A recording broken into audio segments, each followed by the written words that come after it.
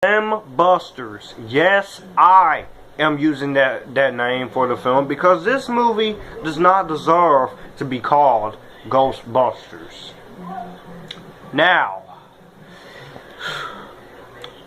for the longest time, my expectations for this film were extremely low. I had no interest in this film. Just looking at the story and characters, I knew something was not going to be right about this movie. I just knew it. I knew this movie. At first, I knew this movie would not be what I thought it was going to be. But after seeing this movie, it lived up. My expectations has been high. All my little bit of worrying is gone away, but I'm still 100% a little disappointed by this movie. But this movie feels like a rehash of the 1984 film. But when I go full in depth, you will see my reasons why I'm very mixed about this movie. But all in all, before I get started with the review, let me just start off by saying this. I don't hate the new Ghostbusters, but I don't love this new Ghostbusters either. The movie is just so-so, it's mediocre. But anyways, here's the story. The plot of this movie is that paranormal researcher Abby Yates and physicist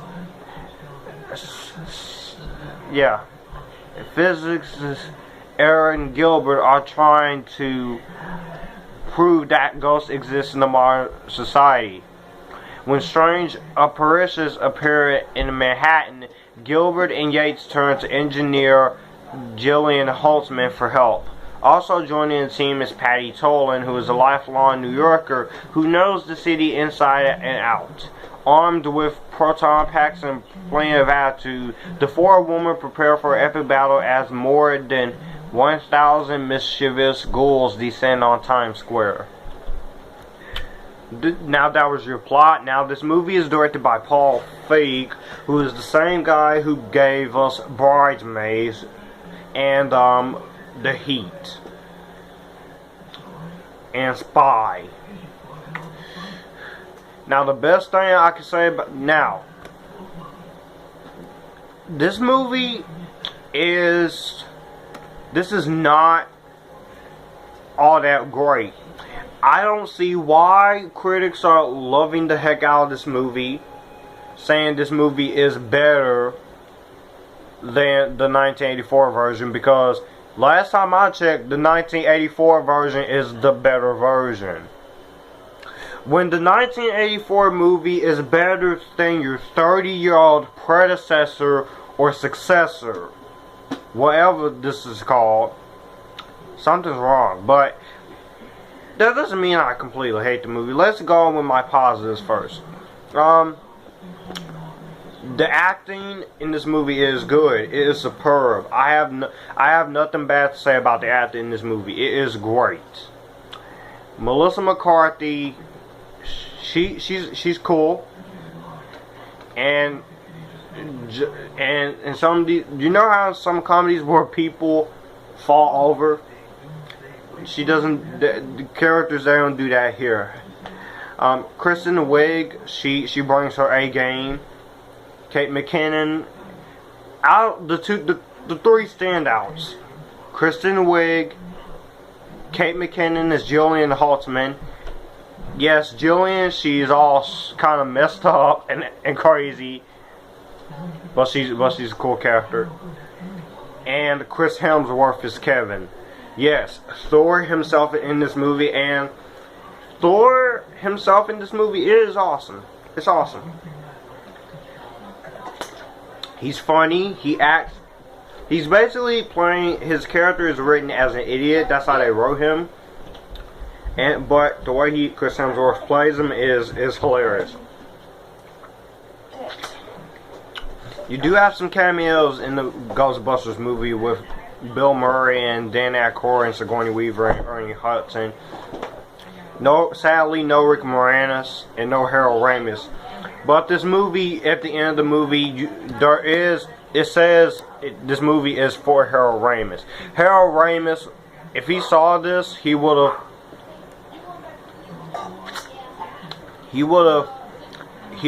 think he would have enjoyed the film, but he would have said himself it's not as good as the original. But this movie, some of the humor is iffy because some of the comedy is funny and some of the jokes in this movie are stupid and not funny.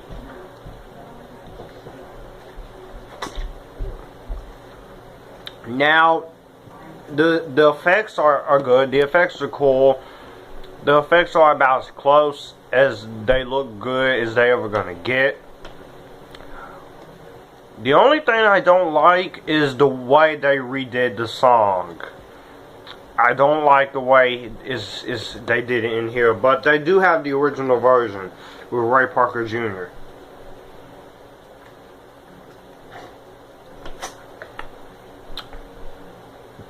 Now, it's cool seeing Slimer and the Stay Puft Marshmallow Man. That was cool. And then all the other Ghostbusters are pretty awesome. And now, originally we were going to get Ghostbusters 3, and honestly, I would have liked to see that more. I would have liked to see that more. But after the death of Harold Ramis, Sony just decided to we're gonna reboot this franchise instead. And it shows. Now, again, I don't 100% hate this movie, but I don't love this movie either. The movie has its problems. This movie goes into familiar territory.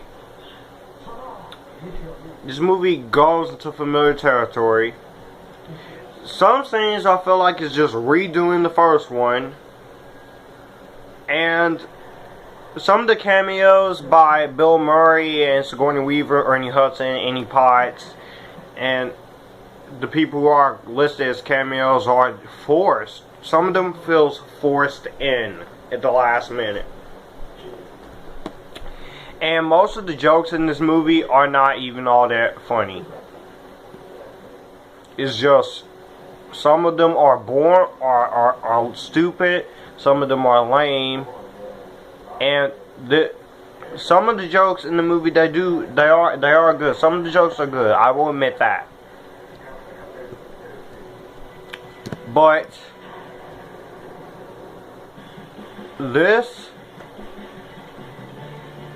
this movie's not all that great.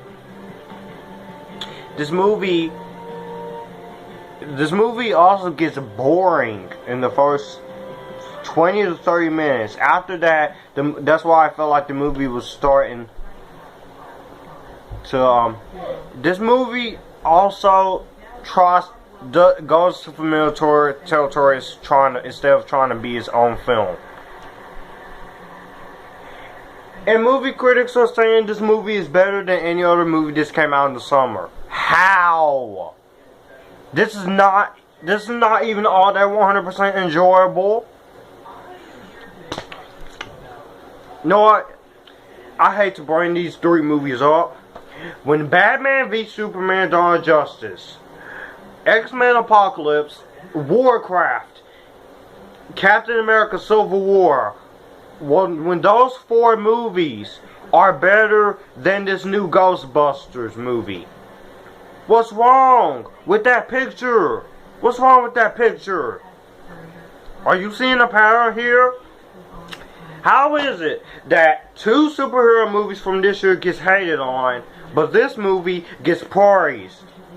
I don't get it.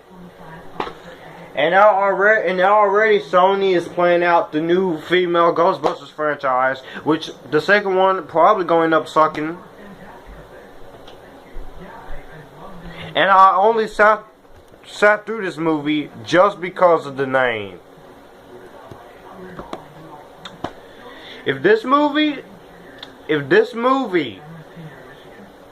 it's so much, if that second movie so much as suck, then I'm done with the Ghostbusters series.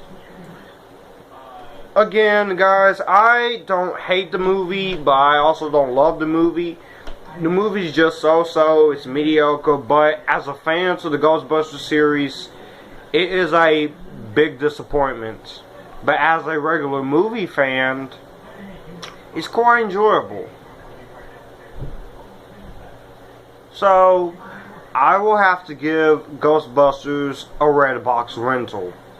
I'm sorry, I wanted to like this movie more, but this movie is just not all that good in comparison with the original. The original and Ghostbusters 2 were awesome. I wanted this movie to be good. I wanted this movie to be awesome. But after sitting through this movie has so much potential to be good. And some of the potential it does show, but some of it just falls flat. That does not mean I'm gonna say it sucks to see all of the cast members wasting their talent. Cause it's not. But I don't recommend you go see this movie in theaters. And again, honestly, I don't even care about the sequel to this movie. I don't want to see a sequel to this. But it's happening, so I'm gonna have to get used to it. So let me know in the comments below what you think of this new Ghostbusters. Do you like it? Do you just hate? If you hated the film, or if you were very mixed on this movie, you can drop your comments down below. Do you like it? Do you hate it? See you guys later. Sony, listen to me. Listen to me very closely. Spider-Man Homecoming better, and I mean it better, be good all the way through. Because this movie some of it is good, and Ghostbusters, and some of this movie is not good. And the sequel to Ghostbusters better make me laugh, because I didn't laugh, almost didn't laugh. I only laughed at a couple of parts. So yeah, bye. See you guys later. You hear that, Sony? Ghostbusters 2 in this franchise better be good. Spider-Man Homecoming better be good. And that is the last time I will bring up Spider-Man Homecoming until I talk about my most anticipated movies of 2017 at the end of the year. Bye.